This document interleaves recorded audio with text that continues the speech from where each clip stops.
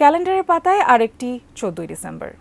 53 বছর আগে এই দিনে জাতি যখন মুক্তিযুদ্ধে চূড়ান্ত বিজয়ের দ্বারপ্রান্তে, তখনই বাংলাদেশকে সাক্ষী হতে হয় ঘৃণিত এক ষড়যন্ত্রের।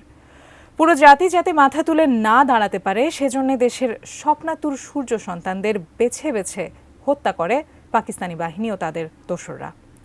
সকালে মিরপুরে শহীদ বুদ্ধিজীবী স্মৃতিসৌধে জাতির শ্রেষ্ঠ সন্তানদের প্রতি ফুল দিয়ে শ্রদ্ধা জানিয়েছেন রাষ্ট্রপতি মোহাম্মদ শাহাবুদ্দিন ও অন্তর্বর্তী সরকারের প্রধান উপদেষ্টা ডক্টর মোহাম্মদ ইউনূস। সম্রাট আনোয়ার রিপোর্ট।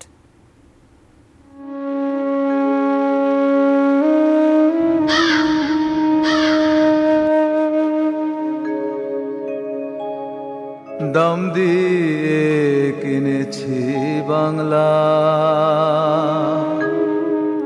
স্মৃতির খেরোখাতায় এমন অনেক ঘটনা থাকে যা কখনোই ভোলা যায় না। জাতিগত উন্মেষের প্রশ্নে তা আরো জোরালো। আমি দাম দিয়েছি প্রাণ। কাঠ ও পিভিসি ম্যাটেরিয়ালের সংমিশ্রণে তৈরি আধুনিক আরএফএল উডিডোর, কাঠের চেয়েও কঠোর। স্বাধীন দেশের স্বপ্নে বিভোর জাতিকে মুক্তির সংগ্রামে ঐক্যবদ্ধ রাখা ভীষণ কঠিন, কিন্তু মুক্তি সংগ্রামের সময় সব অসম্ভব সম্ভব হয়েছে বুদ্ধিজীবীদের গড়ে তোলা চেতনায়। সে চেতনা ছিল শোষণমুক্ত একটি দেশ, নাম হবে যার বাংলাদেশ। স্বাধীনতা মিলেছে, বাংলাদেশ হয়েছে, কিন্তু তার মূল্য হিসেবে পুরো 9 মাস পাকিস্তানি হায়নাদের হত্যাযজ্ঞে লাল হয়েছে বাংলার রাজপথ, পদ্মা, মেঘনা, যমুনার পানি। তারপরও পাকিস্তানের জান্তাদের চাওয়া পূরণ হয়নি।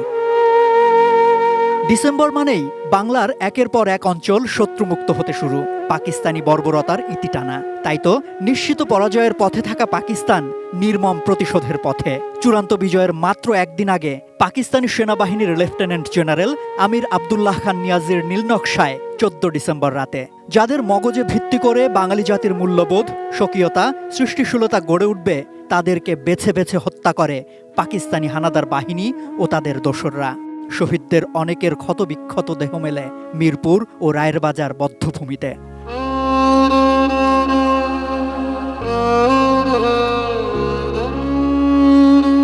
আজও অনেকের খোঁজ মেলেনি। নিখোঁজ সেসব সংবাদ বুকে আগলে শহীদ বেদিতে শ্রদ্ধা জানিয়ে স্বজনদের চোখ ভেজে জলে।